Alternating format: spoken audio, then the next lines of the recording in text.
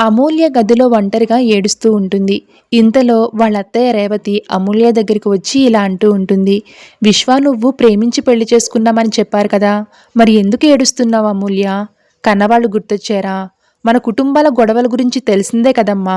మరి ఆ ఇంటి నుంచి ఈ ఇంటి కోడలుగా అడుగుపెట్టాక ఇంకా మీ వాళ్ళ గురించి ఆలోచించడం ఏంటమ్మా? ఇదంతా తెలిసి ఎందుకు ప్రేమించావు?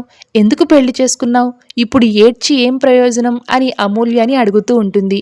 ఇంతలో పెద్దావిడ వచ్చి, రేవతి నీకు అసలు బుద్ధుందా? అసలే బాధలో ఉంది. ఈ ఇంటి ఆడపడుచు కూతురు ఈ ఇంటి కోడలుగా అడుగుపెట్టింది. ఈ రెండు కుటుంబాలు కలవడానికి ఇదే వారధి అని సంతోషించు. అంతే తప్ప ఎందుకు ప్రేమించావు, ఎందుకు పెళ్లి చేసుకున్నావని బుద్ధి లేకుండా మాట్లాడకు అని రేవతిని క్లాస్ పీకుతుంది.